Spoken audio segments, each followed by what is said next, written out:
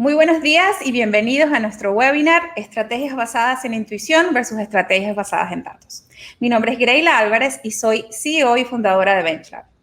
Estamos especialmente contentos el día de hoy porque este webinar marca el lanzamiento oficial de BenchLab en Colombia y por lo tanto en América Latina. BenchLab es un portal de información diferente a lo que hemos visto hasta ahora en el mercado. Basamos el valor de nuestro portal en empoderarlos a ustedes como gestores de instituciones de educación superior en la transformación de este sector. Son 3 las razones que nos llevaron a escoger Colombia como el primer mercado en el que estamos haciendo disponible esta herramienta. Primero, todo el trabajo que hemos hecho durante los últimos 10 años con instituciones de mucha relevancia en este país. Este aprendizaje que hemos tenido con las instituciones nos ha permitido adquirir experiencias, pero sobre todo entender cuáles son las necesidades de quienes toman las decisiones en estas instituciones. En segundo lugar, hemos tenido la oportunidad de adentrarnos en entender profundamente la información, las métricas, los datos que existen disponibles en este país y quizás ustedes puedan sorprenderse, pero es bastante más avanzado que lo que encontramos en otros países. En tercer lugar, pero no por eso menos importante, el 70% de nuestros colaboradores hoy en día reside en Colombia. Así que esto para nosotros es muy importante también.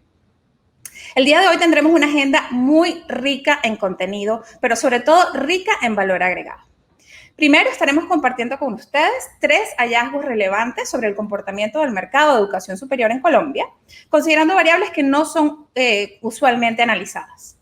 Hemos venido compartiendo estos temas en nuestras redes sociales, así que ustedes quizás ya han podido ver algo de lo que vamos a hablar el día de hoy. Primero vamos a hablar un poco sobre la competencia que están teniendo las instituciones de educación superior en Colombia para ofrecer programas que respondan a los trabajos del futuro. Luego vamos a estar analizando la relación, si existe o no, entre el precio de los programas, específicamente los precios que estamos viendo para 2020-2021, y los resultados de las pruebas SaberPro. En tercer lugar, vamos a estar analizando, estar viendo cómo se está moviendo el mercado de competidores, el mercado, los diferentes clústeres o grupos de referencia en el mercado colombiano.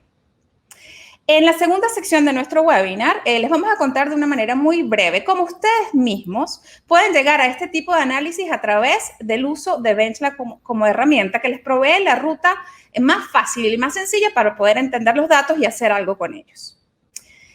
Por último, vamos a contar con un panel de lujo con el que estaremos conversando sobre cómo otras empresas en otras industrias han podido utilizar este tipo de análisis de datos para poder definitivamente tomar decisiones más asertivas.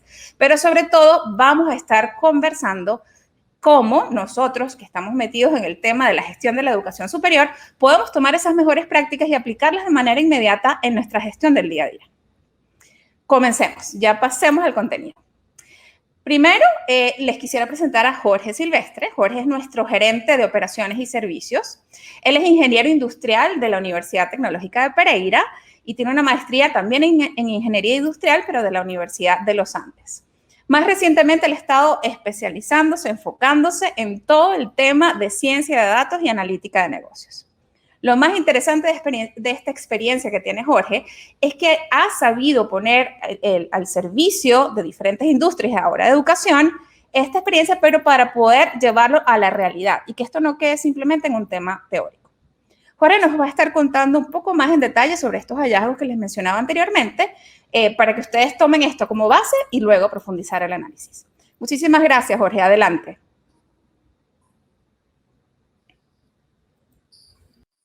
Gracias a todos. Buenas tardes.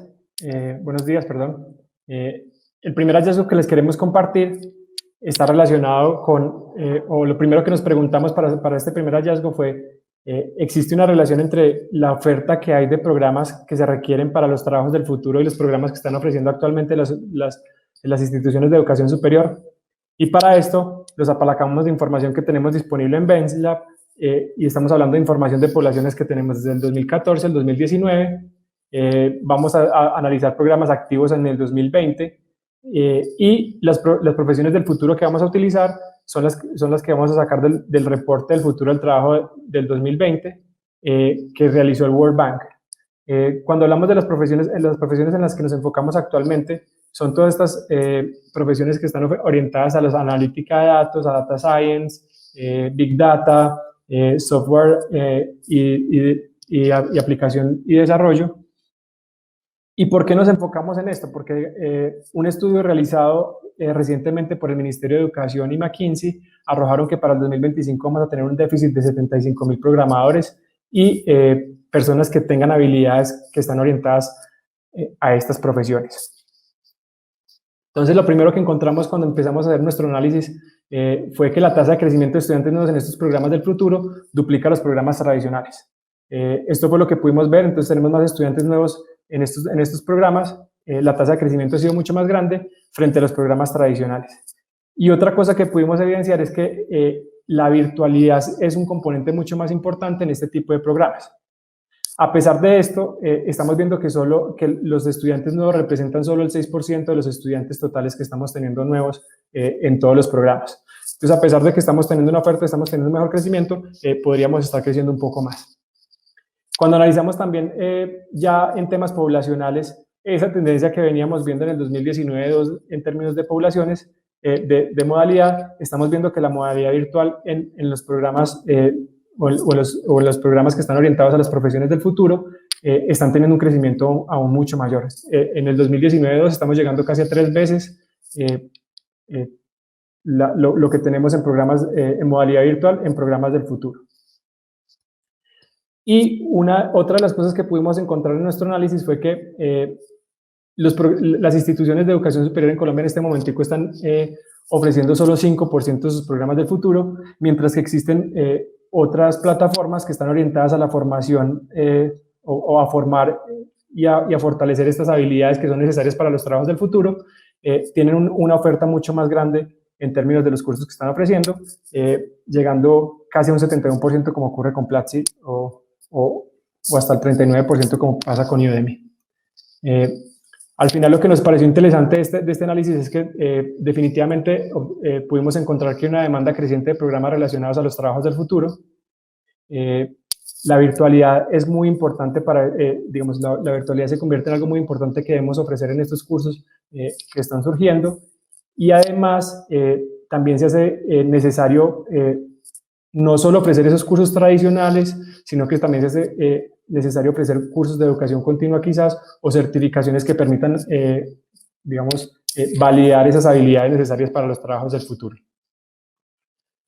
Actualmente también nos encontramos realizando otros análisis que nos van a permitir resolver preguntas como cuál es la relación que existe entre la demanda laboral y la oferta académica, o cómo está la concentración por modalidad de la oferta de programas del futuro frente a los demás programas. Entonces, eso fue lo que quisimos encontrar en este primer análisis. Ahora, el siguiente análisis que queremos, el siguiente hallazgo que queremos compartir con ustedes, está basado en la pregunta que nos hicimos es, ¿existe una relación real entre el precio y la calidad? Para sacar este análisis, lo primero que hicimos fue utilizar la información de derechos pecuniarios de 2020-2021, que recopilamos directamente y está disponible en Benchmark. Utilizamos la información de 123 instituciones privadas y estamos asumiendo la calidad como los resultados que obtienen las instituciones en las pruebas de Saber Pro. ¿Y por qué estamos ligando la calidad a las pruebas Saber Pro? Basados en la ley 1324 del 2019 y el decreto 3963 del mismo año. Vamos a utilizar las pruebas Saber Pro que nos proporciona el IFEX y que están disponibles en BenchLab para el 2019 y las poblaciones del 2019. Entonces, lo primero que hicimos fue definir cuál era la media para los puntajes de Saber Pro o cómo se están comportando las universidades en términos de pruebas de Saber Pro, y encontramos que el puntaje promedio que tenían las instituciones era de 145. Y definimos un precio promedio basados en los derechos pecuniarios que nos permitió trazar 4 cuadrantes que estamos viendo en esta imagen. Lo primero que encontramos fue que existe un primer cuadrante que estamos analizando y son las instituciones que están por encima del promedio en el precio, pero están por debajo del promedio en los resultados de las pruebas. Al final lo que vimos era que eran 5 instituciones que se encontraban en este clúster y al final parecieran ser instituciones que tienen como una información que pareciera ser atípica, y de no ser atípica lo que corresponde son unas instituciones que tienen un gran potencial de mejorar en términos de calidad. El segundo cuadrante que estamos analizando es el cuadrante de las instituciones que están por debajo del promedio en términos de precio y por debajo del promedio en las pruebas Saber Pro. Acá vemos 68 instituciones, pero que concentran el 51% del market share. Acá el tamaño de las bolitas nos va a ayudar a identificar cuál es el tamaño de la población de cada una de las universidades, y lo que vemos acá es que donde está la mayor concentración, vemos que existe una gran cantidad de instituciones que se encuentran en el mismo nivel de precio, pero que tienen diferentes resultados en las pruebas Saber Pro. Entonces, para estas universidades va a ser bastante importante lograr diferenciarse en términos de calidad para poder resaltar dentro de este sector que es tan competido.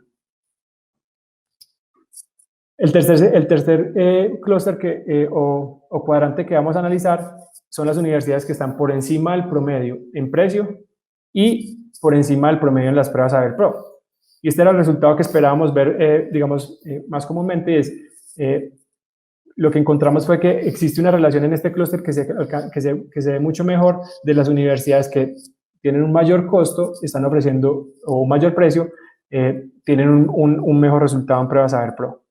Y acá vamos a encontrar 28 universidades o 28 instituciones con un precio promedio de 8 millones de pesos, y lo interesante es que podemos ver claramente que existen unas segmentaciones o unas pequeñas segmentaciones que nos muestran que hay universidades que están ofreciendo unos precios más bajos, pero a un nivel de calidad. Entonces, a un nivel diferente de calidad. Y el último clúster que encontramos, o en el último cuadrante, lo que vamos a encontrar son las universidades que están por debajo del promedio en precio, pero están por encima del promedio en pruebas Saber Pro. Entonces, este es un clúster bastante interesante porque al final estas universidades están logrando obtener muy buenos resultados en pruebas Saber Pro o resultados por encima del promedio, pero aún así están ofreciendo un precio muy competitivo. Entonces, estas son las universidades en las que nos tenemos que fijar para ver qué están haciendo bien y quizás tratar de replicarlo en las otras instituciones.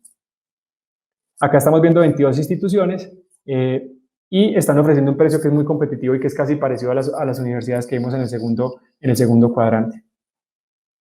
Cuando hacemos un análisis para todos los cuadrantes y cómo estaban variando cada uno de estos, estamos viendo que los resultados para los 4 cuadrantes hubo una disminución en las pruebas en el puntaje promedio de Saber Pro desde 2017 a 2019. Y también vemos que todos los cuadrantes están aumentando su precio sin importar, digamos, en qué cuadrante se encuentren. Una particularidad que estamos viendo es que los cuadrantes que estamos viendo a la derecha, que son los que tienen un enfoque mayor en la calidad o que están mostrando mejores resultados en calidad, lo que están teniendo un mayor precio o están teniendo un ajuste un poco más alto en los precios. Al final lo que encontramos con este estudio fue que existe una relación entre el precio y la calidad de la educación. Lo podíamos ver principalmente en los cuadrantes 3 y 4, y que las instituciones con mayor variación en precios registran menores variaciones en calidad, que era algo que también veíamos en estos mismos cuadrantes. Existen universidades que ofrecen precios por debajo de la media y calidad por encima de la media, que son estas instituciones que estábamos hablando que deberíamos revisar para ver qué están haciendo bien y qué podemos replicar. También estamos profundizando en otros análisis, como determinar cuáles son los pesos que deberían tener las variables usadas para medir la calidad, cuáles son factores que realmente están incidiendo en la definición de los precios, porque ya vimos que quizás la calidad, o como la estamos viendo en pruebas Saber Pro, no necesariamente es una que se está teniendo en cuenta, y si el tamaño de la población realmente está influyendo en los resultados de calidad que se están teniendo en las pruebas Saber Pro. El tercer y último hallazgo que vamos a revisar ahorita es cómo está cambiando el mapa de líderes. ¿Y por qué nos interesa ver esto? Porque realmente lo que identificamos cuando analizamos la información disponible en BenchLab es que la situación de las instituciones cambia año a año y tenemos que ser capaces de saber con quién nos tenemos que comparar. Para este análisis vamos a utilizar información de las poblaciones comprendidas entre 2014 y 2019 que nos ofrece el SNIES, y vamos a hablar de crecimiento, y el crecimiento lo vamos a calcular teniendo en cuenta el número de estudiantes nuevos sobre el número de egresados. Se incluyen todas las IES del mercado colombiano, a excepción del SENA. En este primer cuadro lo que podemos ver es el top 20 de poblaciones que teníamos en 2014-2 y en 2019-2. Y lo que estamos viendo es que el 80% de las instituciones que estaban en el 2014-2 se movieron dentro del ranking en el 2019-2. Y lo que vimos fue la aparición de nuevos jugadores dentro del mercado, o que aparecen dentro de este ranking, y que hacen que el panorama vaya cambiando. Entonces, cada año van cambiando o cada periodo van cambiando las personas que pertenecen o las instituciones que pertenecen a este ranking, y es algo que tenemos que tener control o que deberíamos estar observando. Otra de las cosas que analizamos fue el crecimiento, y cuando analizamos el crecimiento nos dimos cuenta que solo 3 de las instituciones que tenían un crecimiento o que estaban en el clúster más grande de crecimiento, que es mayor a 3, pudieron permanecer durante este periodo 2014-2019 creciendo de la misma manera. También identificamos que las instituciones que estaban decreciendo ha disminuido, y las que están creciendo por encima de 3 o que tienen unos crecimientos muy grandes también está decreciendo. Y lo que estamos viendo es una consolidación de crecimiento de las instituciones que va entre 1 y 1.99. Y acá podemos ver que el 77% de las instituciones que analizamos en todo este periodo lograron crecimiento y solo 15 de las instituciones que empezaron creciendo pudieron llegar al 19%, o pudieron llegar al 2019 creciendo por encima de este valor. De las cosas que podemos encontrar en este análisis y que son bastante interesantes es que debemos hacer análisis multivariados para tener una medición integral de lo que significa la calidad de la educación. Y que el panorama del mercado de la educación superior está cambiando constantemente, y tenemos que, en el momento que estemos realizando análisis, ser muy conscientes de estos cambios para que los análisis sean pertinentes. A partir de toda esta información que estamos analizando, estamos profundizando más en otros temas como cuál ha sido el comportamiento de cada institución dentro de los diferentes clústeres de comparación. También estamos analizando cómo deberían cambiar los clústeres teniendo en cuenta los análisis que estamos realizando. En BenchLab siempre nos enfocamos en tratar de estar analizando la información y sacando nuevos análisis, y seguiremos profundizando y sacando nuevos análisis que sean pertinentes para el segmento de la educación superior en Colombia.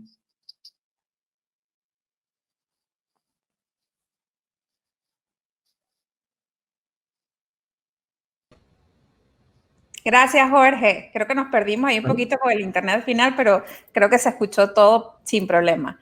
Hay muchísima información en lo que Jorge acaba de compartir con nosotros, pero nosotros desde BenchLab estamos para acompañarlos en la interpretación de estos datos, sobre todo para ayudarlos a tomar decisiones concretas con esta información. Si tuviera que rescatarte 3 conclusiones sobre toda esta información que presenta Jorge, serían estas 3. Primero, que hay una gran oportunidad para todas las instituciones de educación superior en sacar programas que estén un poco más orientados a estos trabajos del futuro.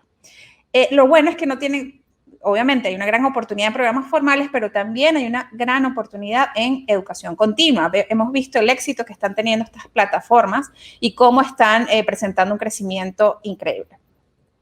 La segunda, y que a mí me parece de las más interesantes, es que existen estas universidades que yo las llamo unicornio, que son las que están teniendo unos muy buenos resultados de calidad, obviamente entendiendo calidad como el resultado de las pruebas Saber Pro, con precios accesibles. Entonces, es muy importante que podamos meter la lupa y podamos ver qué están haciendo estas universidades, ya que definitivamente hay una mejor práctica que está allí. Y en tercer lugar, hay que abrir los ojos ante cómo nos analizamos nuestra institución en referencia con lo que está pasando alrededor de nosotros. No es el momento para seguirnos comparando con los de siempre, yo creo que es el momento para ampliar esa visión de con quién estamos nosotros considerándonos como grupo de referencia. No solamente es por población, podemos compararnos con los que crecen más, con los que están concentrados en áreas de conocimientos como la nuestra, con los que tienen resultados de deserción o de permanencia un poco parecidos a los nuestros. Y no necesariamente porque queremos comparar con los que están en ese mismo segmento, sino que queremos compararnos o inspirarnos en los que están teniendo mejores resultados. Así que gracias, Jorge, por esa presentación. Ahora les voy a dar el pase a Andrea. Andrea Praes es nuestra gerente de relacionamiento y experiencia. Ella es la responsable de hacer la conexión con las instituciones de educación superior para garantizar un acceso impecable a BenchLab como herramienta. También está en sus responsabilidades velar porque todo lo que nosotros diseñemos dentro de nuestro portal sea útil, porque esa es una filosofía que tenemos desde el principio, para que ustedes puedan utilizarlo de la manera correcta y obviamente que este sea el camino que realmente ustedes necesitan. Andrea es administradora de empresas de la Universidad Javeriana. Tiene una especialización en gerencia estratégica, otra en Big Data y Analytics. Ha tenido una experiencia vasta como consultora en general en servicios, pero en los últimos años parte de su foco ha sido en temas de estrategia, pero estrategia aplicada a la práctica en instituciones de educación superior. Así que, Andrea, adelante. Gracias, Greila, por la presentación. Buenos días. Bueno, lo que nos mostraba Jorge es solo un ejemplo de todo lo que podemos lograr, digamos, con esta herramienta. Nuestro propósito, finalmente, es facilitar información para que esa información llegue de una manera tan sencilla y a la vez profunda a los gestores de la institución para que puedan tomar decisiones en un contexto de mayor certidumbre y con más argumentos. ¿Qué nos pasa? Y nos hemos visto enfrentados a este tipo de problemas en el día a día. Y es que muchas veces no sabemos qué información necesitamos para hacer los análisis. En otras ocasiones sabemos qué información necesitamos, pero no tenemos el tiempo de alguna otra manera para hacer esa exploración de mercado. O en otros casos tenemos la información, sabemos que necesitamos, tenemos la información, pero no hacemos o no orientamos los análisis de la manera adecuada. Entonces, de alguna u otra manera, esto es lo que busca BenchLab. Nos hemos enfrentado a muchos dilemas en el día a día para la toma de decisiones, como por ejemplo, aquí podemos ver a Claudia. Claudia es la directora de planeación de una institución de educación superior. Claudia tiene el reto de estar absolutamente, al tanto de qué es lo que está pasando en el entorno continuamente y en el mercado educativo. Necesita saber cómo está creciendo las universidades, hacia dónde están creciendo, en qué tipo de modalidades. Finalmente, toda la información que requiere como insumo para el diseño o la planeación de su estrategia. También nos encontramos aquí con Jesús. Jesús es un director financiero de una universidad. Jesús también tiene un dilema y es cómo tener coherencia entre los números que maneja y la realidad del mercado. Se enfrenta diariamente a decisiones a decisiones de precios de programas, a unos niveles óptimos de coste docente, a una estructuración, a un nivel competitivo de su estructura de costos. Y como estas muchas más, digamos, preguntas que de alguna u otra forma él incluye en sus análisis para tomar decisiones que con información valiosa, digamos, lo pudiera llevar a un siguiente nivel. Aquí tenemos a Diana. Diana es una directora de mercadeo de una universidad. Diana tiene el reto, entre otros retos, el tener una oferta académica atractiva, competitiva y a la vez rentable. Se enfrenta día a día a inquietudes como qué están ofreciendo otras oportunidades, otras universidades, qué tipo de modalidades, la que más es atractiva para el estudiante, hacia dónde están creciendo sus programas o cuál es esa conexión de esos programas con los trabajos del futuro. Ella también tiene muchas inquietudes que de alguna u otra manera se pueden resolver si nosotros tenemos una información precisa del mercado. Y para eso finalmente nosotros tenemos BenchLab, o hemos creado BenchLab y lo hemos puesto a disposición de ustedes para tener una herramienta que facilite esa información. Al final, eso le da poder a las decisiones. Entonces, imagínate que tú pudieras contar con una herramienta que en tu día a día te facilite esa fase y te enfoques a lo más estratégico para ser mucho más competitivo. BenchLab es un servicio que trabaja a través de una suscripción, lo que hace que sea mucho más asequible, digamos, para las universidades. Como lo comentaba Greila, estamos lanzando hoy en primicia para Colombia, pero tenemos un alcance regional, digamos, lo que demuestra un nivel de robustez bastante interesante a los análisis que podríamos llegar. Contamos con un equipo multidisciplinar. De alguna u otra manera hemos apoyado en diferentes áreas a instituciones. Venimos de áreas como científicos de datos, con analíticos, con mercadeo. Finalmente, para darles unos análisis integrales, una visión integral a los análisis que ustedes necesitan. Y lo más importante para nosotros es el foco en el usuario. Al trabajar con datos, el dato es muy importante, pero finalmente es el medio o es lo que nosotros necesitamos transmitir a ese gestor de la institución. Entonces, por eso traemos una herramienta que sea lo suficientemente dinámica de alguna u otra manera, que pueda interactuar con las necesidades puntuales que tiene el gestor de la información para acompañarlo en esa ruta de toma de decisiones. Y aquí lo vamos a ver. Con BenchLab, dentro de todas las funcionalidades que están a disposición de esta herramienta, obtenemos métricas, digamos, con lo que sabemos que de alguna u otra manera son los indicadores y los indicativos del mercado que son los precisos y los pertinentes a monitorear. Podemos hacer benchmark, y es la posibilidad de compararnos, saber cuál es nuestra posición, digamos, en el sector educativo y compararnos con otros para ver cuáles son esas mejores prácticas de alguna u otra manera que están en el sector educativo. Rutas de análisis, esta parte es muy importante porque finalmente da un acompañamiento con el paso a paso de lo que se necesita y de lo que nosotros sabemos que es la ruta, digamos, efectiva para la toma de decisión de algunos temas para que acompañar al usuario hasta ese momento. Y recursos adicionales que son muy importantes como noticias y otro tipo de recursos porque dan contexto a las decisiones. Finalmente, con este tipo de información o después de haber adquirido este tipo de información, tenemos un poder adicional, digamos. Vamos a conocer una realidad nueva, vamos a ver más oportunidades de las que veíamos antes y de alguna u otra manera vamos a tener una capacidad de acción y reacción diferente, mucho más rápida. Adicionalmente, este tipo de herramientas generan una eficiencia en el uso de los recursos, independientemente que seamos grandes o pequeños. En algún momento tendremos algún recurso destinado, digamos, a esta exploración de mercado. Entonces, el tener una herramienta que ahorra, digamos, todo este proceso y esta curva de aprendizaje lo que genera es que nos enfoquemos a lo estratégico, al uso de esa información, a la traducción de esa información en una, digamos, en una mejor gestión. Y adicionalmente, permite que se enfoquen en lo relevante. Es decir, hay mucha información dispersa. Nosotros ya hemos pasado todo el proceso de depuración, de revisar su nivel de curación, de su nivel de confiabilidad, para llevarles lo preciso, digamos, que es necesario para monitorear. Al final, lo más importante para nosotros es poder aportar a la comunidad educativa. Sabemos que con este tipo de herramientas mejoramos la gestión de las instituciones y de esa manera apoyamos la labor transformadora que tenemos con la sociedad. Los invitamos de alguna u otra manera a que visiten nuestra página web. Ahí encontrarán la posibilidad de obtener un demo para que vivan directamente esa experiencia, el uso de la herramienta con sus funcionalidades.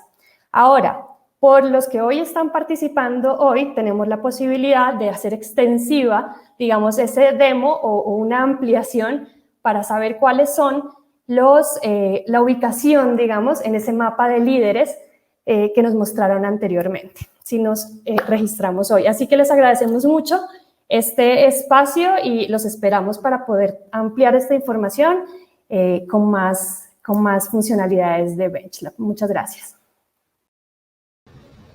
Gracias, André.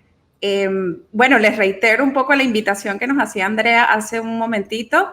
Nosotros decidimos, como parte de este evento de lanzamiento de BenchLab en Colombia y América Latina, darles más información, un nivel adicional de profundidad. Sobre todo, hemos recibido ya varias preguntas y comentarios en el chat queriendo saber quiénes son las universidades que están ubicadas en los diferentes clusters y entender sobre todo si yo estoy en una institución, en qué posición estoy. Entonces, si hacen la solicitud de demo a través de nuestra página web benchlabonline.com, podemos hacer la gestión de coordinar una sesión de 30 minutos y ahí van a poder no solamente recibir esta información adicional, sino ustedes mismos poder manejar la herramienta, jugar con la herramienta. Muy bien, ahora nos vamos con la tercera y última sección de nuestro evento. Nuestro panel de expertos, como les comentaba al inicio. Esperamos que esta sea una conversación que traiga mucho valor, no solamente porque son 3 expertos de lujo, sino porque vamos a tratar de tener referencia de acciones concretas, ¿bien? Que como un gerente, como un director, como un decano, inclusive como un rector de una institución, podemos comenzar a aplicar desde hoy mismo con la data que tenemos. Para esto, como les decía, hemos invitado a 3 ponentes excepcionales. Bien. Primero, les quisiera presentar a Fernando Valenzuela. A ver si las chicas vamos poniendo aquí los perfiles. Fernando Valenzuela Es un reconocido líder en Latinoamérica. Yo creo que muchos de los que estamos acá en este seminario hoy lo conocemos. Es especialista en procesos de transformación digital. Ha sido seleccionado como una de las 100 mentes más influyentes en la industria de EdTech, o sea, de tecnología educativa en el mundo, por la revista de EdTech Digest. Fernando ha estado vinculado a la educación por más de 18 años, como docente y como directivo en instituciones como la Universidad Iberoamericana, la Universidad de Anáhuac, el ITAM y el Tecnológico de Monterrey en México, pero también de la Universidad de La Sabana en Colombia, la Don Cabral de Brasil y el IA en Argentina.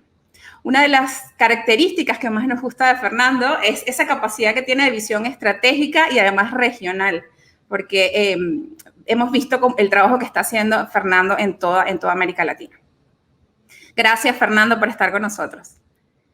También nos acompaña hoy Camilo Navarrete. Camilo tiene más de 24 años de experiencia como consultor en empresas muy importantes como Booz Allen y Hamilton, Advantis y ahora Oval.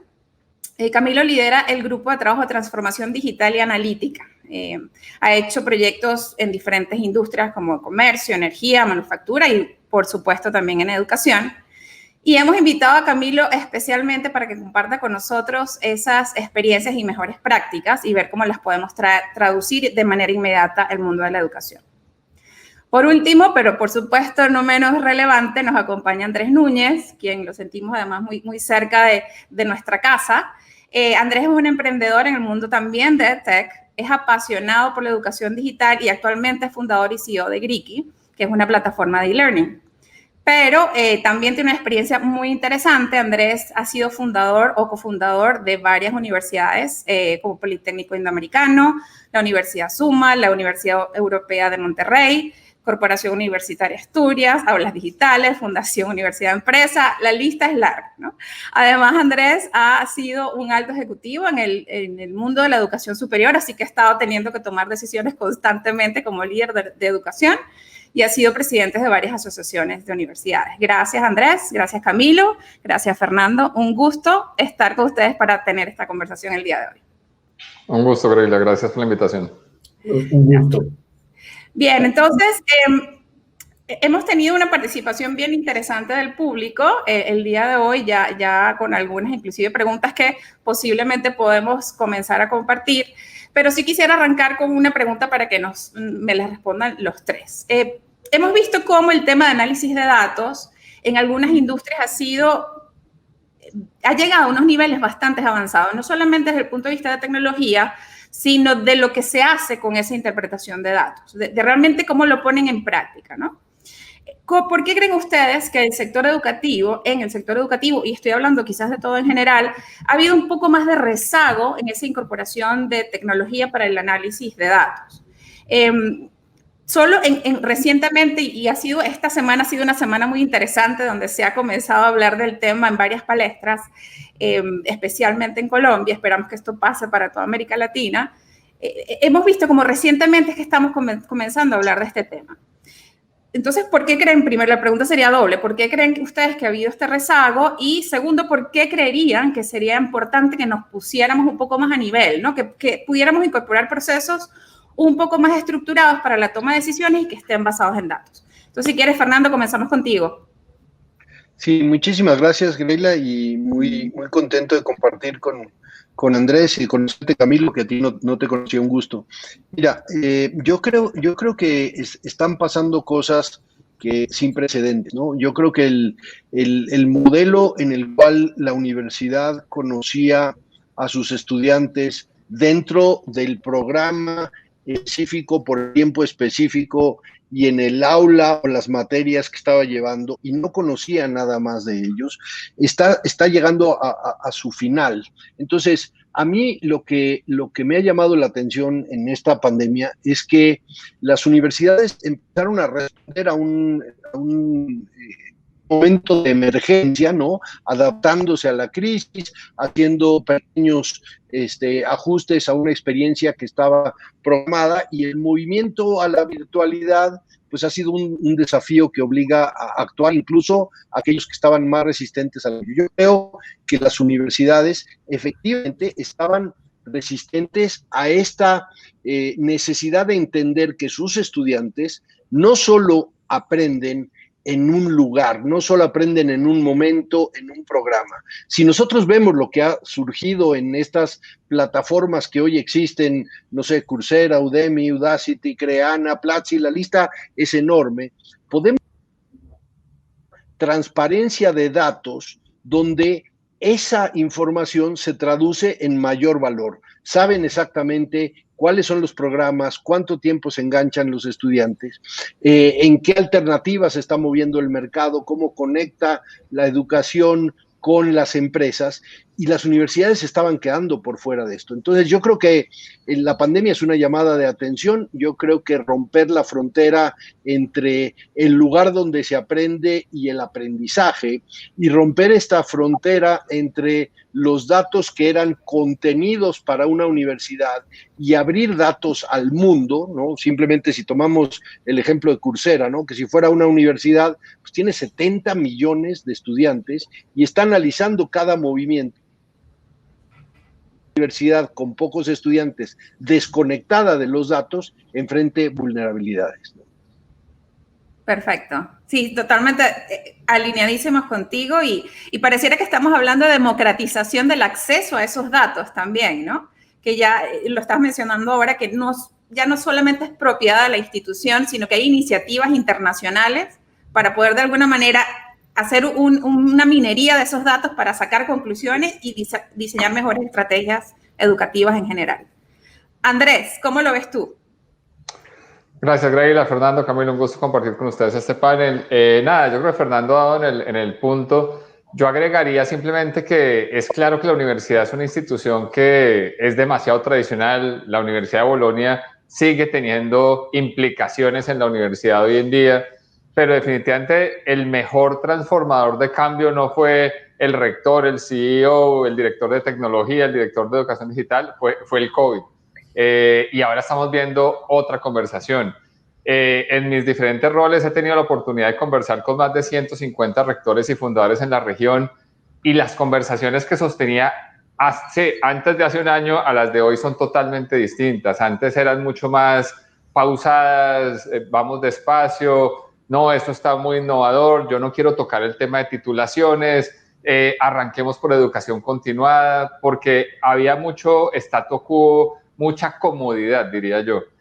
Yo creo que la incomodidad que nos ha traído el COVID va a ser interesante, está siendo retadora para el sector, y ahora las conversaciones son distintas. Ahora necesito analizar los datos, necesito encontrar más estudiantes, necesito saber qué programas para el futuro, como muy bien tú lo decías en BenchLab, que nos da esa información. Bueno, ¿qué programa puedo crear? Y yo sé que quienes están participando en el panel se dan cuenta, y por eso te preguntan, ¿y yo dónde estoy? ¿Y cómo me veo ahí? Entonces, la conversación es ahora, gracias a esta gran transformación digital, que yo creo que no podemos hablar ya solo de transformación digital, no es suficiente, hay que hablar de transformación exponencial, porque es una cuestión de supervivencia. Y movida por esa incomodidad, que me parece que lo estás planteando de una manera muy clara, ¿no? La incomodidad nos está moviendo a la acción. Entonces, aprovechemos ese impulso y quizás de estructurarlo de alguna manera, porque nos está pasando, y lo estamos viendo en algunos proyectos que estamos haciendo, donde está esa incomodidad y esa necesidad de ya buscar una solución, pero quizás no sé por dónde empezar, ¿no? Porque hay exceso también de herramientas, no solamente de información, sino de herramientas y rutas y alternativas. Entonces, parecería que hace falta, hay espacio todavía de oportunidad para ver cómo aprovechamos ese impulso y que la acción sea la correcta. Súper. Camilo, tú que tienes experiencia no solamente en educación, sino en muchas otras industrias como consultor, ¿por qué crees que en particular en educación ha habido un rezago y ahora pues estamos listos para la acción, como nos comentaba Fernando y Andrés? Pues yo creo que es bien interesante, y también un saludo a Andrés y a Fernando, que de verdad es un gusto compartir con ustedes. Yo creo que ha habido un cambio importante en la educación que se ha venido dando, digamos, un poco más gradual, y que lo que vemos ahorita con el COVID es solo, como muchas otras cosas, pues como una aceleración. Y es que, digamos, yo creo que si uno mira unos años atrás, las universidades realmente no tenían una dificultad tan importante o tan grande en asegurar el flujo de estudiantes para cubrir su capacidad. Digamos que las universidades en general veían que en buena medida había más estudiantes, más demanda que la misma oferta. Eso se ha estado reversando, porque ya la tendencia que cuando uno empieza a ver, digamos, el requerimiento de nuevos cupos ha bajado. Y si a eso le sumas un poquito que tenemos una oferta muy diversa de modalidades de educación, de tipos de cursos, de expectativas inclusive, porque pues hoy en día el grado tradicional de 4 años o 5 años tiene muchas alternativas. El surgimiento, digamos, de la educación virtual, lo que ha hecho es que esa demanda por las universidades pues cada vez está más competida.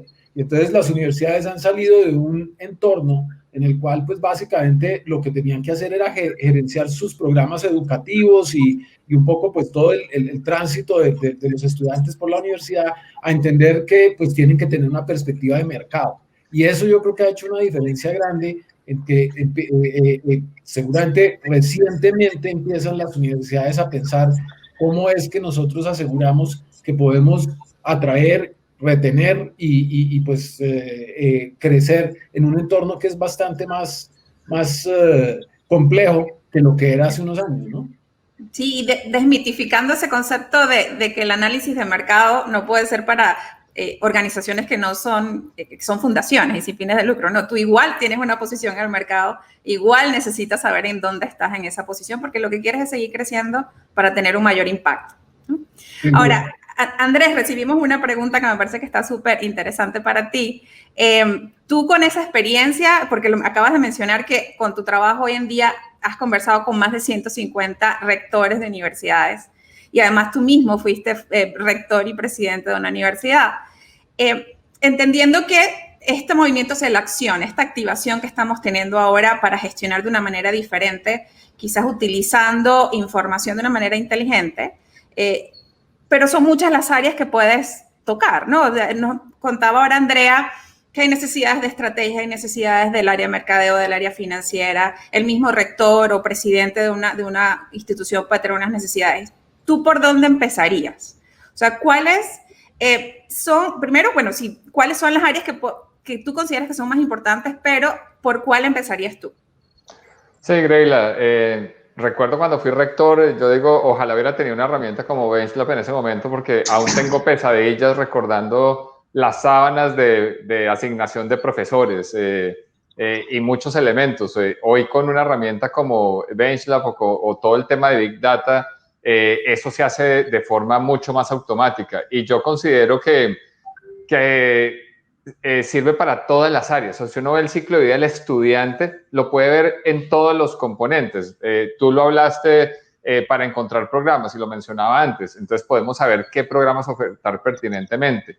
Luego, para atraer estudiantes, como lo decía Camilo, podemos hacer programas de educación continua para ofrecerle a los estudiantes de forma gratuita o como hace Coursera o todas estas plataformas que ustedes han hablado, diferentes programas y saber qué están buscando los estudiantes y atraerlos para que se matriculen. Luego, ya cuando son estudiantes, podemos darles rutas de aprendizaje personalizado porque sabemos cuál es su vocación. Podemos encontrar contenido pertinente porque sabemos qué contenido es el que se está consumiendo. Las áreas de finanzas pueden encontrar dashboards ya listos y actualizados para tomar decisiones más rápidamente. Esos consejos directivos interminables pueden dejar de ser interminables porque los ejecutivos van a tener información pertinente y que no se vuelve pura teoría, sino con datos específicos. Entonces, yo creo que es un tema de autosuficiencia, es decir, uno entrar a los dashboards, poder mirar y tener autosuficiencia, y otro es un tema de poder ver visualmente, de poder ver esos datos de forma visual. Entonces, todo esto es lo que nos permite la Big Data. Si uno lo puede comparar con el cuento de Caperucita Roja y el lobo. ¿Para qué es? Para verte mejor. Yo creo que es para vernos mejor, para escucharnos mejor, para analizarnos mejor. Para eso realmente es que sirve todo este tema de Big Data. Sí, y a veces parece que nos da un poquito de miedo, ¿no? Vernos o quitarnos la venda. Pero bueno, nada, ha llegado el momento en que veamos cómo estamos, ¿no? Y cómo están los demás. Fernando, Ahora, estamos hablando de instituciones y de universidades, pero el ecosistema educativo es mucho más que eso. ¿Bien? No solamente es la institución, sino que están los organismos gubernamentales, las ONGs, pero sobre todo en este momento también están los proveedores, todo ese ecosistema de EdTech, los que proveen herramientas de, qué sé yo, los LMS, los que proveen tecnología de financiera, los que proveen... Es increíble, es uno de los mercados más calientes en este momento en el mundo de la inversión, junto a obviamente, la tecnología de salud y la tecnología financiera. ¿Qué crees tú que tienen que hacer diferente también estas empresas que están en ese ecosistema de tech para dar un mejor servicio a las instituciones? Porque si cambia la institución, también tiene que cambiar el ecosistema. ¿Cómo lo ves? Sí, mira, yo la verdad es que he presenciado en el último año un despegue muy interesante, ¿no? La educación, siendo una industria de 6 trillones de dólares, tenía solamente un poco abajo del 4% de esa inversión en digitalización, y eso pues se ha multiplicado, pero ciertamente es la industria que, si la comparas con salud, que está casi al 50%, el camino hacia la digitalización está recién empezando. Entonces, claro, el cambio en el entorno pues es también un cambio en las reglas, es también eliminar barreras que existían un poco irreales entre la formación presencial, la virtual, entre diseñar experiencias académicas como que ocurrían en un salón de clase, en un aula, en una línea de tiempo, y se empieza a convertir una narrativa que puede expandir la barrera, las fronteras de la universidad. Yo veo que los jugadores de tech ahora están utilizando los datos en forma muy adecuada y están empezando a hacer preguntas que la industria de la educación no estaba preparada para responder, tipo, ¿por qué es que la dimensión de una universidad está acotada a su espacio físico? ¿Qué tanto del espacio físico está siendo utilizado en forma óptima? ¿Podríamos, con los mismos docentes, impactar 10 veces al número de estudiantes que estamos impactando en este momento?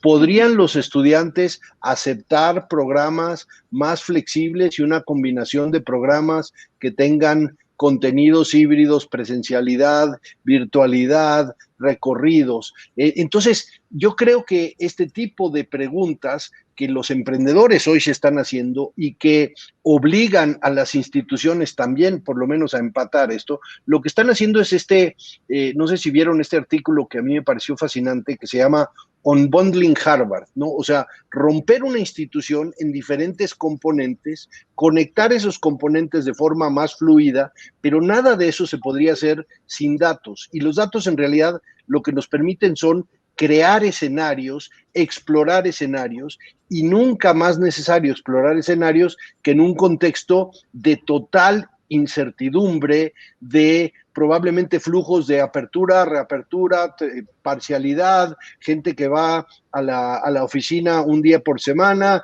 estudiantes que van a ir una sola vez. Entonces, cambia todavía más el entorno de los retornos de la educación, que voy a tocar un poco más adelante, pero ya no es solo el retorno de aprendizaje y el retorno de inversión, como bien lo planteas en tus datos iniciales, ¿no? Es decir, estas son las preguntas básicas que no nos hemos hecho, pero que disparan muchas más hacia adelante. Entonces, pareciera que estas empresas que están en este entorno de tech, yo me las imagino alrededor, ¿no? Como satélites de la universidad, están haciéndose unas preguntas y quizás la universidad no se las está haciendo todavía. Entonces, veamos cuáles son esas preguntas que se están haciendo ellos, cómo las están respondiendo, y nosotros debemos hacer las mismas preguntas también, ¿no? Nosotros apoyando a las instituciones de educación.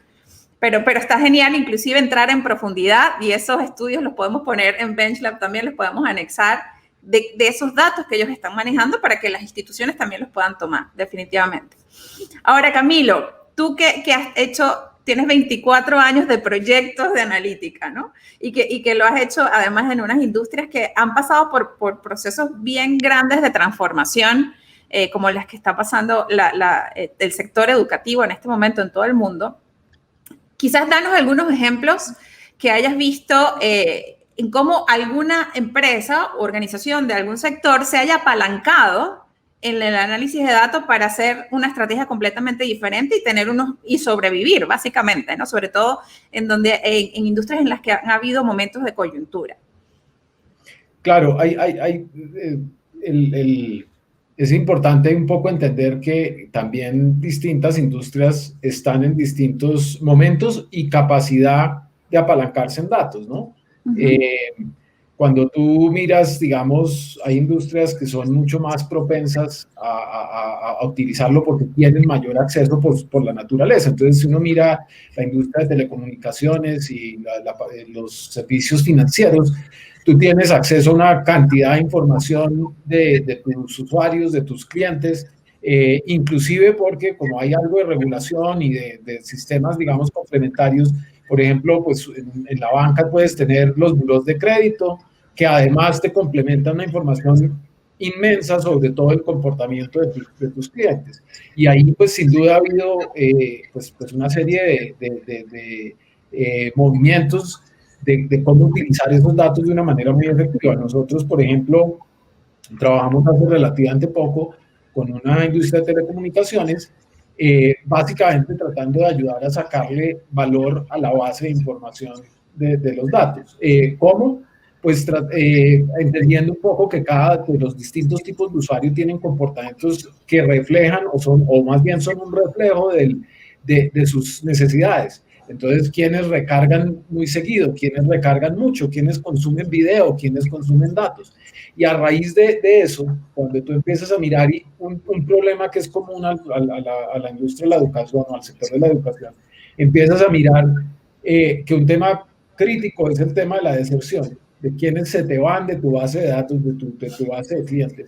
Empiezas a sacar una información que es muy valiosa en términos de qué poder ofrecerle a tu cliente para que siga contigo, para que no pierda esa afiliación con la empresa, en términos de cómo puedes ofrecer en tipos de paquetes, en ofertas promocionales. Y en ese caso el nivel de profundidad es increíble, porque tú tienes un mar de información de una cantidad de cosas. Tú sabes qué teléfonos usan, tú sabes cada cuánto lo usas, si lo usas los fines de semana o no los usa. Entonces, ese es un ejemplo, digamos, en el extremo de cómo se puede utilizar, digamos, la información y cómo se utiliza todos los días. Hay otras industrias que están en otro momento del camino por la naturaleza misma. Entonces, digamos, me voy a la industria de consumo masivo que conozco bastante bien, donde he trabajado mucho. Y ahí tú tienes un poco más de barreras de poder conocer, por ejemplo, a tus usuarios, porque pues tú tienes intermediarios, tú no los tienes afiliados, tú no tienes una base de datos de quién te pone. Entonces necesitas apoyarte de otras cosas. Y ahí vienen servicios de información que en algunas industrias están más desarrollados que en otras, como el caso de Nielsen, que es muy común, digamos, en la industria de consumo masivo, que le ayuda a las industrias precisamente a tener alguna información para poderse ver en el mercado, para poder entender dónde estoy yo, en precios, en participaciones, en ventas, y ahí hay una riqueza inmensa y yo creo que la capacidad de tomar decisiones en empresas que cuentan con esa información versus las que no la tienen es muy diferente, es completamente diferente, porque lo otro es con base realmente en intuición, en datos muy parciales y sobre todo datos que vienen más de la mirada interna y no realmente del mercado. Y ahí yo creo que hay un gran valor. ¿Qué tipo de decisiones se pueden tomar ahí que hemos visto recientemente? Pues tú puedes empezar, por ejemplo, a segmentar mucho mejor el tipo de puntos de venta donde vas, el tipo de portafolio al que le llevas. Si tú puedes identificar que hay unos patrones en la venta que tienen ciertos tipos y ciertos perfiles de establecimientos, tú te puedes empezar a asegurar de que todos esos establecimientos traten de desarrollar la misma mezcla, ¿no? Y de pronto hay unos que están detrás, a los que puedes incentivarlos y llevarlos para allá con un poco de conocimiento de qué tipo de venta te pudiera dar en los puntos de venta. Y en fin, para el servicio en general, la visita, el tema logístico, se puede empezar a afinar de una manera muy, muy precisa, que realmente implica no solo beneficios desde el lado de los ingresos, pero también desde los costos de operación, pues para cualquier jugador de consumo masivo. Sí, entonces pareciera que hay que hacer una identificación de todas esas variables que pueden ser relevantes. Por ejemplo, nosotros en BenchLab estamos levantando una cantidad de variables, estamos hablando de unas 650 variables que son del mercado, más unas 500 variables que pueden ser de análisis interno, ¿no? Entonces, como es mucha información, yo creo que la importancia es de saber, bueno, por dónde empezar, ¿no? Por dónde priorizar para poder tener un impacto inmediato, ¿no? Y yo creo que esa referencia de mejores prácticas, de ver cómo lo han hecho otros y qué resultados han tenido, como esto que estás comentando, creo que vale mucho la pena. Y es una de las cosas que podemos hacer, Camilo, y aquí ya te hago una invitación pública, te comprometo públicamente, de que construyamos esos casos de mejores prácticas para que las instituciones los puedan tomar, haciendo la comparación, ¿no? Mira, esto pasó en consumo masivo, ¿cómo lo podemos aplicar? Esto pasó en telecomunicaciones, ¿cómo lo podemos aplicar? Y así agregar valor y tener conversaciones abiertas con las instituciones para que puedan entonces tener una idea de la ruta. Sin duda, muy brevemente, a pesar de que son contextos distintos, mercados muy diferentes, hay paralelos que se pueden hacer, digamos, que son muy útiles. Sí, seguro que sí. Ahora, nosotros en el trabajo que estamos haciendo, obviamente construimos muchos escenarios, hacemos proyecciones, estimamos tendencias, y uno de los escenarios que nosotros pensamos que es factible en algún momento, y esta pregunta quizás para Fernando, es que hay un escenario de colaboración entre instituciones, ¿no? Y yo creo que en la educación se ha hablado mucho de colaboración, algunas lo hacen muy bien, lo hacen muy efectivamente, otras todavía quizás tienen un poco más de recelo, no solamente en compartir información, sino en tener acciones mucho más estructuradas, organizadas de colaboración. Nosotros sí nos imaginamos un escenario en el corto plazo, inclusive, en donde las instituciones puedan colaborar de una manera más activa para construir información y construir análisis juntas. ¿Tú cómo ves esto en América Latina, Fer? Porque yo sé que tú has estado muy de cerca con iniciativas que se están tratando de establecer, sobre todo para apoyar los procesos de políticas públicas, cosas que nos contentan muchísimo y que además estamos con muchas ganas de apoyar, porque a medida que las políticas públicas de los países creen unos ambientes favorables al análisis, pues para nosotros definitivamente será mejor, nos va a facilitar el proceso de ayudar a las instituciones. ¿Cómo lo ves tú? O sea, ¿tú ves factible este escenario de colaboración o lo ves quizás un poco más adelante en el tiempo? Sí, bueno, primeramente yo creo que hay que empezar a romper esta mirada competitiva de las universidades pensando que solamente servimos al segmento que todos queremos atraer, ¿no? Entonces, me parece que esta colaboración se basa en tener una agenda más de impacto, de resolver las brechas, de acceder de una forma distinta y un poco tomando las ideas de Camilo, porque en temas de educación, cuando hay tanta deserción y la deserción ocurre por muchísimos factores, ¿no? Ocurre en los primeros ciclos de la educación superior, pero ocurre porque probablemente traen brechas de aprendizaje, ocurre porque no aprenden igual los hijos de padres educados que los hijos de padres no educados, no aprenden igual en un entorno de mujeres contra hombres cuando las mujeres pueden estar enfrentando violencia o rechazo. Entonces, de pronto los datos lo que nos permiten es crear mejores soluciones para problemas que afectan distinto a diferentes poblaciones. Si no consolidamos esos datos y una universidad únicamente ve el submundo que le corresponde dentro de sus propios programas y no expande esto, entonces los datos no alcanzan para tomar decisiones, crear escenarios. Así que yo creo que lo que está ocurriendo es que se está desplazando esta frontera y de nuevo yo creo que tiene que ver mucho con cuál es el retorno de los datos. Es decir, ¿qué nos permite ganar el saber que los estudiantes cuyos padres están educados aprenden mejor que los estudiantes cuyos padres no están educados? ¿Qué podríamos hacer con eso? ¿Qué podríamos hacer para fortalecer la confianza de las instituciones a partir de mejor toma de decisiones basada en datos? ¿Qué podríamos construir si optimizamos el tiempo de los estudiantes? O sea, imaginen un escenario donde planteamos con información fidedigna el tiempo de desplazamiento de los estudiantes, el tiempo de desplazamiento de los docentes y cómo optimizar el activo tiempo en una universidad para maximizar el impacto. Esto no lo podemos hacer hoy porque no tenemos los datos para hacerlo. Sí, y fíjate que nos acaban de hacer una pregunta, Diana nos hace una pregunta que está asociada a lo que mencionas ahora. Esta pregunta sale al público sobre la sensibilización de las personas que están gestionando educación, ¿no? Nos preguntan de qué manera sensibilizar a quienes gestionan la educación superior sobre la importancia de contar con métricas y análisis de datos confiables para proyectar esas acciones de mejora que mencionas ahora, Fer. ¿Qué ideas tienes para la sensibilización? Y sí me gustaría preguntarle también a Andrés y a Camilo, ¿cómo sensibilizar a quienes tienen que tomar estas decisiones, ¿no? Y en función de datos y no solo intuición. Mira, yo creo que no hay mejor manera que ver estos escenarios en modelos reales, ¿no? Yo creo que el reporte que tú nos acabas de compartir, que evidentemente si uno se pone de frente como si fuera un padre de familia y dice, mira, yo solamente tengo un presupuesto que está en X nivel y entonces, ¿dónde estaría mi presupuesto mejor ubicado si yo lo que estoy esperando es una experiencia de calidad?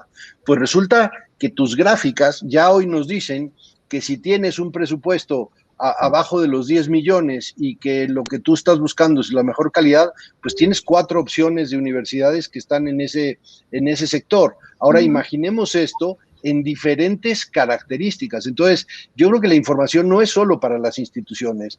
Aquí lo que habría es una demanda. Los estudiantes tienen una capacidad de hacer mejor análisis, los padres de familia van a tener una capacidad de hacer mejor análisis y las instituciones tienen que estar todavía por delante porque ellos son de alguna manera los dueños de esta experiencia. Entonces me parece que este es un camino que ya comenzó, que no tiene vuelta atrás y como yo decía al principio, yo veo emprendedores que su idea es disrumpir las industrias que se hacen la pregunta correcta, es decir, ¿cómo podríamos construir una experiencia que optimiza lo que las universidades no saben optimizar? Y eso lo hacen con datos. Entonces, a mí me parece que estos son el tipo de planteamientos que tenemos que hacer, ¿no? Gracias. Andrés, ¿cómo sensibilizamos? Sí, yo estoy de acuerdo con Fernando. Yo creo que simplemente es mostrando la evidencia. Ante la evidencia no hay nada más que hacer y se acaban esas horas interminables de discusiones bizantinas y teóricas de puntos de vista personales. Yo creo que el análisis va después de la evidencia de los datos, como lo decía Fernando. Entonces, creo que ahí está la sensibilización y luego ya viene un tema de estrategia. Okay, con estos datos, con esta evidencia, ¿qué debemos hacer? Y por eso nunca es suficiente únicamente los datos, luego viene la estrategia y el análisis humano, pero a partir de datos y evidencias específicas. Gracias. Camilo, ¿cómo lo ves tú? ¿Cómo hacemos para...? Yo coincido totalmente. Yo creo que no hay nada más poderoso que mostrar la utilidad, digamos, de este tipo de análisis, porque pues realmente eso cambia un poco el sustento de la discusión. Nosotros hemos visto, no solo en la industria de educación, en ese caso, pues ha sido interesante que de hecho generar algunos análisis que toma mucho trabajo, y eso es parte, digamos, de la barrera, y generarlos hoy en día sin una herramienta adecuada, pero generar esos análisis y poner sobre la mesa algunas cosas como las que ustedes ponían al principio de la charla, pues te da una perspectiva completamente distinta y eso hace que se cambie un poquito la visión sobre cómo tomar esas decisiones. No hay duda en que eso pues es tal vez la herramienta más poderosa de cómo llevar, digamos, a los responsables de tomar las decisiones a ese sitio. Sí, yo creo que nosotros... Sí, Fer, adelante.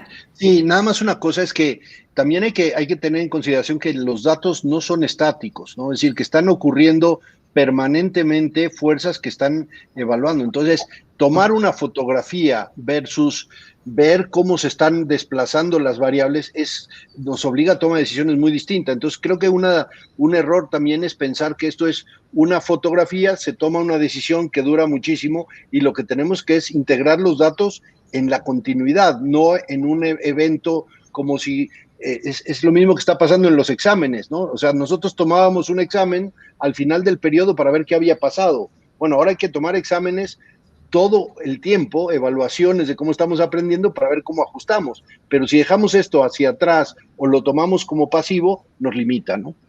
Claro. Sí, Camilo.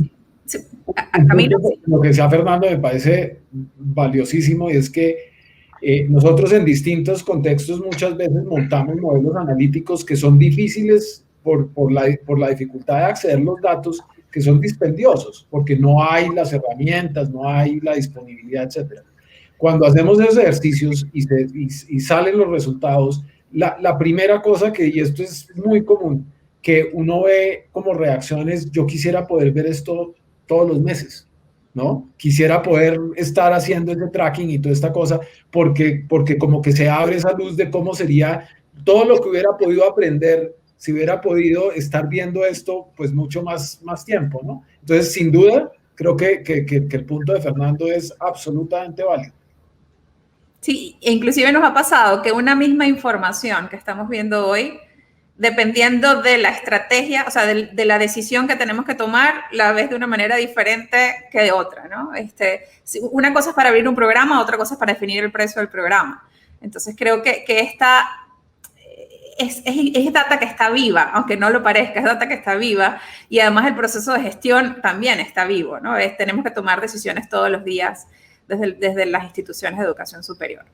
Ahora, Andrés, yo, por el trabajo que hemos hecho durante todo este tiempo y conocemos la manera en que trabajas, eres apasionado de incorporación de herramientas, ¿no? De herramientas nuevas que hagan como más efectiva la labor inclusive del día a día, ¿no? Está siempre al tanto de lo que es más efectivo y más eficiente.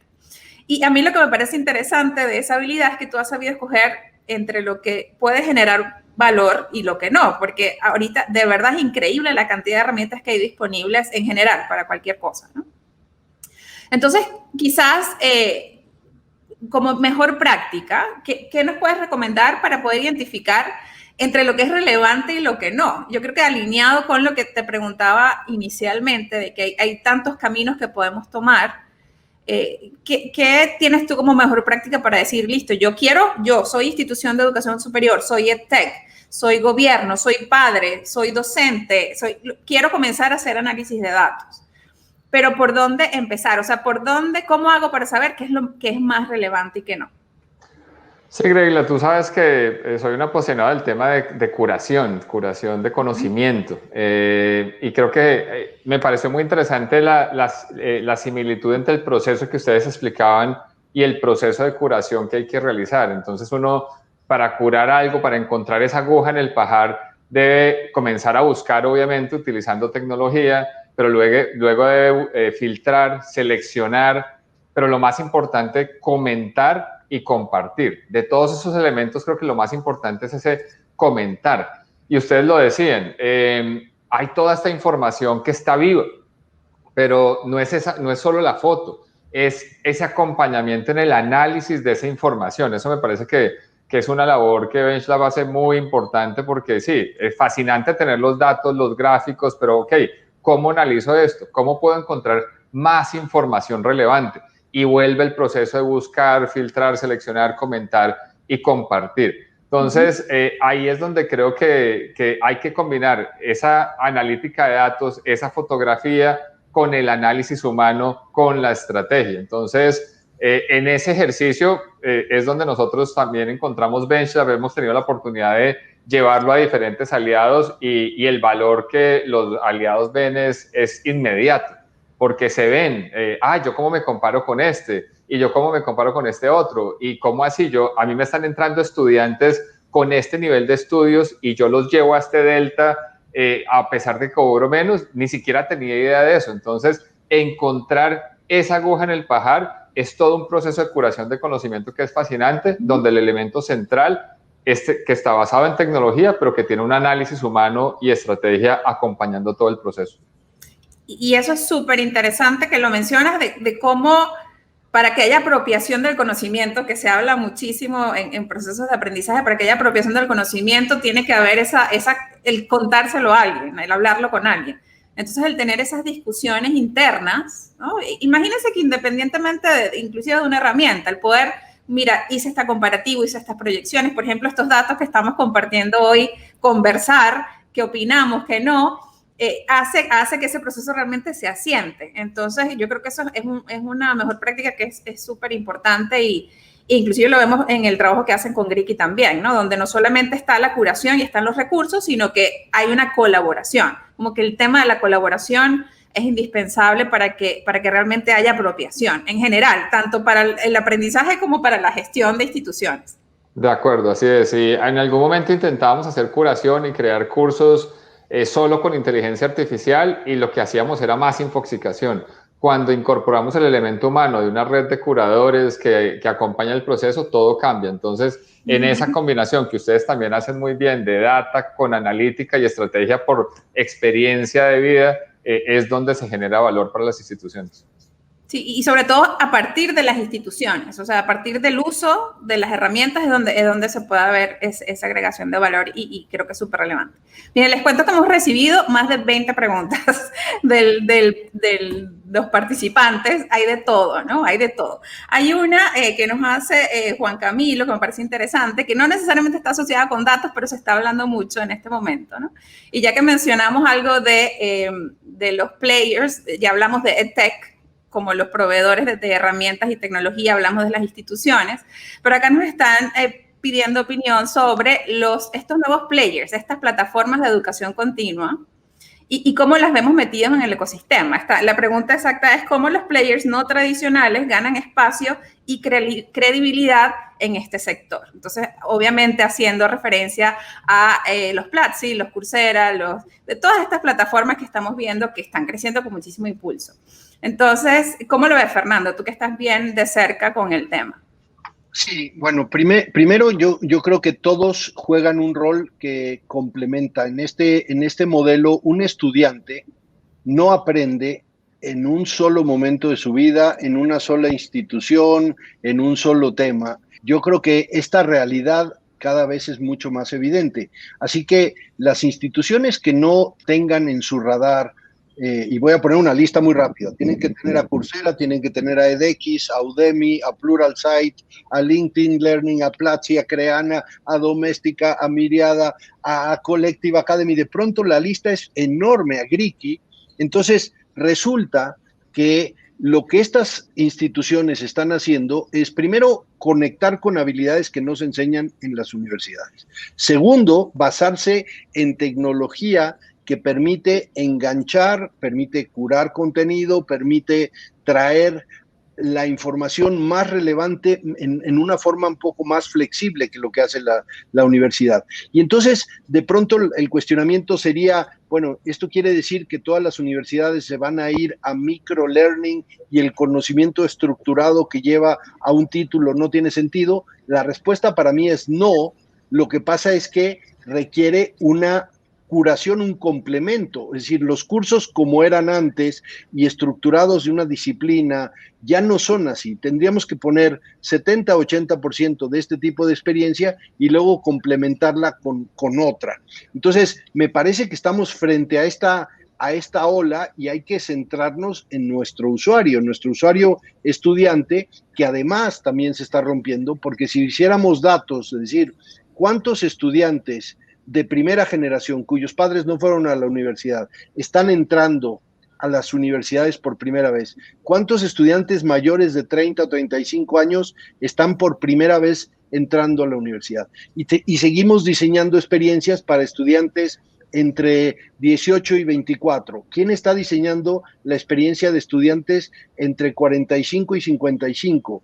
Porque también ahí hay necesidades. Entonces, es como poner este tipo de preguntas, crear escenarios y probar esos escenarios con evidencia para que esto siga permeando. Entonces, yo creo que esta idea de que hay un solo futuro, la educación es lineal, ocurre en una sola institución por un solo momento, ninguna de estas hipótesis después de la pandemia me parece que se sostienen. De acuerdo. Andrés, ¿cómo lo ves? Bueno, este tema, sabes, me fascina, pero yo creo que hay que crear sistemas digitales de aprendizaje permanente en las universidades. Es lo que intentamos hacer en Griki. Fernando mencionó todos esos proveedores. Yo creo que todos esos proveedores pueden estar en la universidad, pero el sistema debe ser de la universidad. Entonces, brindarle a la universidad estos sistemas para que puedan traer toda esta información externa y agregar su propio contenido.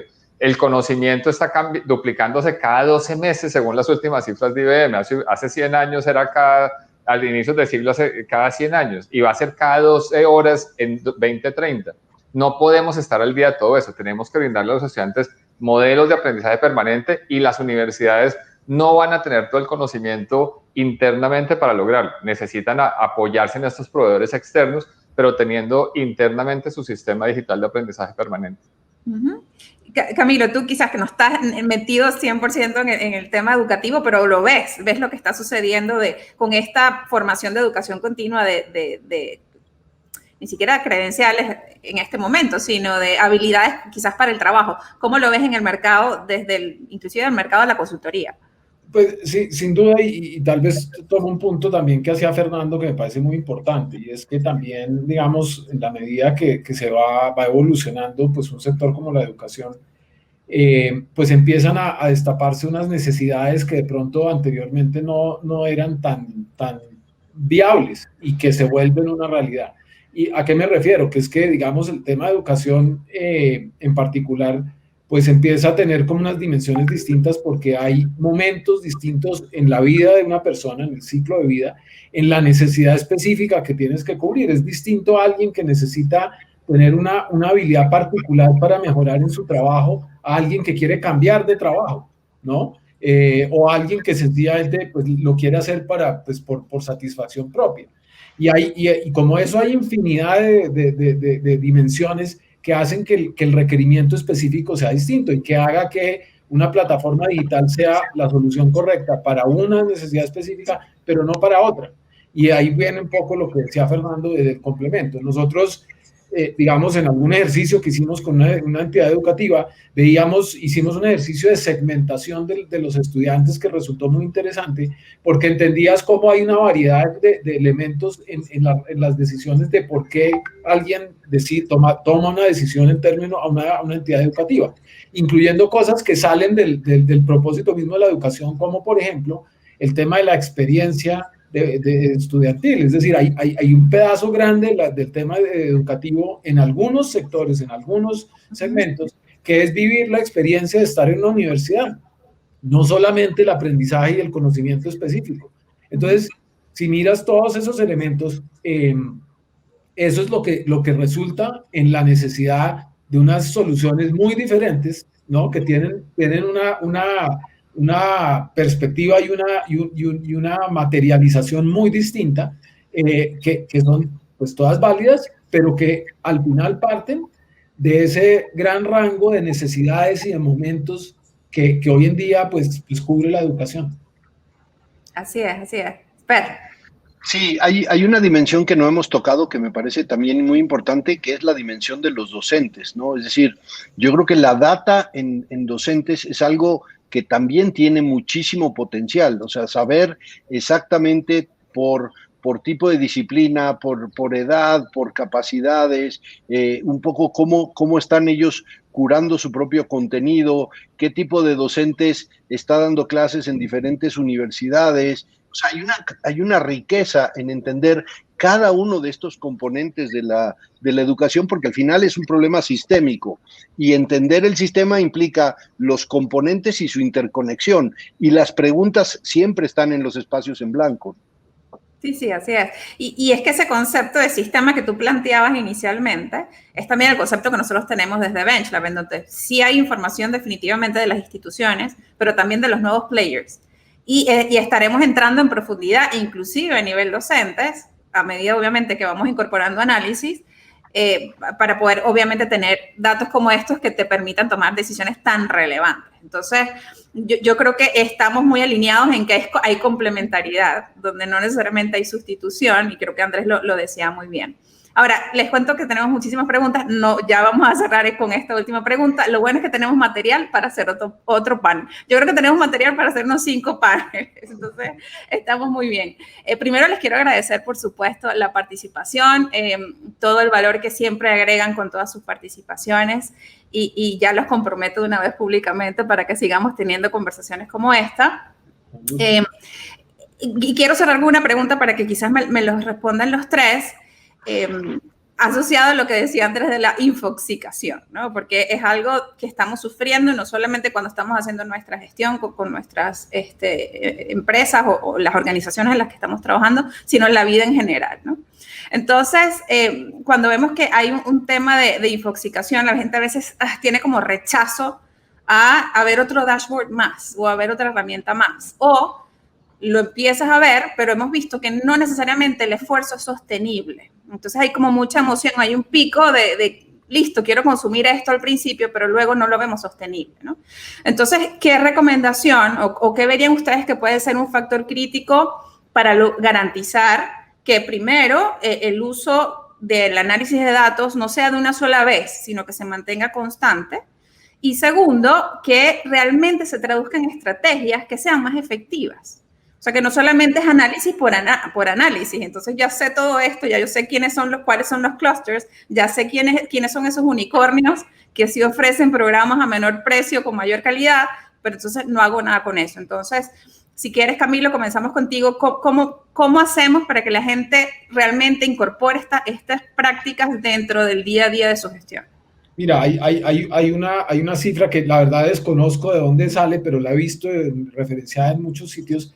Y pues entonces tampoco estoy muy seguro qué tan verídica es, pero sí refleja una realidad, y es que dicen que solo aproximadamente el 1% de los datos que se recogen en las operaciones, digamos, de cualquier tipo de industria o negocio, realmente termina teniendo un uso en términos de toma de decisiones.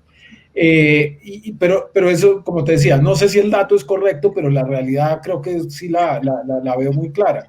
Y yo creo que hay una cosa que es muy importante, que tal vez ahorita lo mencionaba Andrés, y es que es importante que estemos viendo problemas en búsqueda de una solución y no soluciones en búsqueda de un problema, ¿sí? Todo nace es de poder desarrollar y construir una capacidad de mirar estratégicamente los mercados para hacerse las preguntas correctas, o los mercados no, hablo de las organizaciones y en general, en el caso de nuestro tema, las organizaciones educativas, de siempre estar revisando cuáles son esas preguntas críticas, qué es lo que necesito poder saber que me va a conducir a algún tipo de acción que haga diferencia. Y eso tiene que ser el fundamento de todo de ahí para abajo, porque eso te debería decir qué información necesito y cómo la voy a usar. En la medida que el flujo sea al revés, en que uno lo que tenga es una cantidad de información y pues por supuesto que hay la tendencia a ganar o a comprar y a adquirir mucha más información, pero en la medida que eso pase sin esa claridad estratégica de qué es lo que vas a hacer con eso, hay ese peligro, digamos, el mar de información que eres incapaz de procesar. Perfecto. Andrés, ¿cómo hacemos para que esto sea sostenible? Sí, Camilo tiene años de experiencia en esto y lo ha dicho muy claramente. Yo creo que el primer punto es estrategia, no moda. Si hacemos esto por moda, no va a funcionar.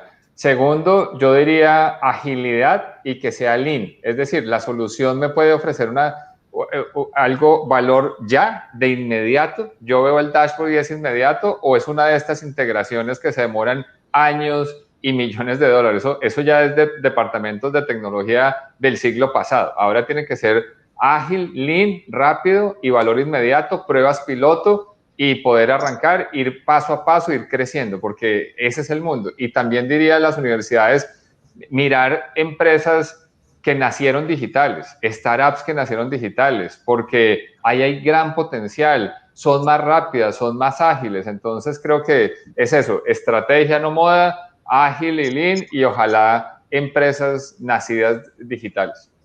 Gracias, Andrés. Fernando. Sí, yo tengo aquí un enjambre de ideas que quiero tratar de transmitir lo más claro posible, ¿no? La educación tiene un equilibrio entre lo pedagógico, lo tecnológico, los recursos y el impacto.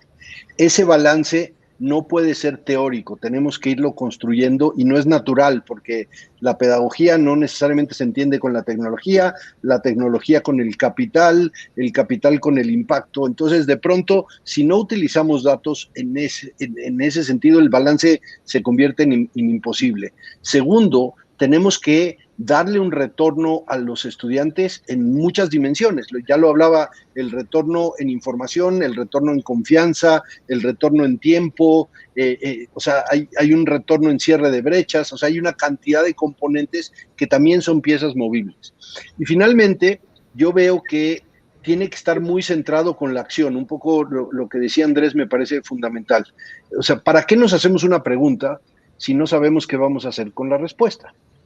Entonces, hay que tener respuestas que son escenarios que vamos a construir a partir de la pregunta. Entonces, la información es un componente. Si yo regreso al material que acabas de presentar, no es solamente la interpretación de los datos, estás utilizando herramientas de visualización, estás haciendo una hipótesis que el precio está correlacionado con el resultado de la prueba que te da la calidad.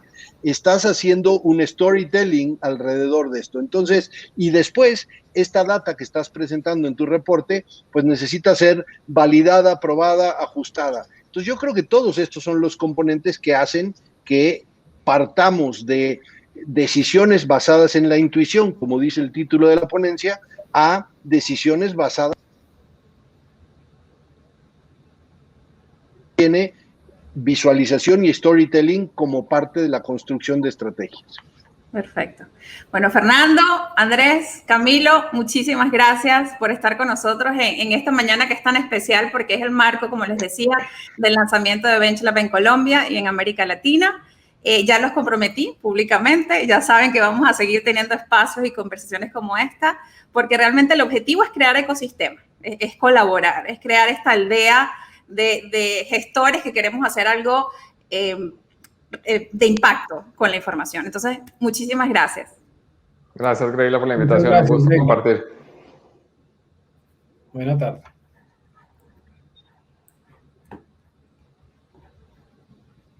Muy bien. Bueno, ya llegamos al cierre de la sesión. Muchísimas gracias a ustedes por haber participado, habernos acompañado. Como les decía Andrea, el siguiente paso ahora es que ustedes puedan ver ustedes mismos de primera mano cómo funciona BenchLab. Además, por supuesto, como les comentaba, si hacen la solicitud de demo, pues pueden además tener acceso a la información a un nivel adicional de detalle de la que presentamos hoy. Para nosotros lo más importante es comenzar a construir este ecosistema que les mencionaba ahora con los panelistas, es que ustedes tengan la capacidad de desbloquear todas esas capacidades de análisis que tengan para que el impacto de la gestión que hacen todos los días en sus universidades, en sus empresas de tech, inclusive en entes oficiales, pues pueda tener un impacto mayor en todo el sector educativo de Colombia y de América Latina completa. Para nosotros ha sido un placer. Estos son espacios que vamos a seguir haciendo cada 2 meses, así que van a estar invitados a participar, como lo hicieron ahora en la sesión de hoy, y además a seguir aprendiendo junto a nosotros. Muchísimas gracias y que tengan una feliz tarde.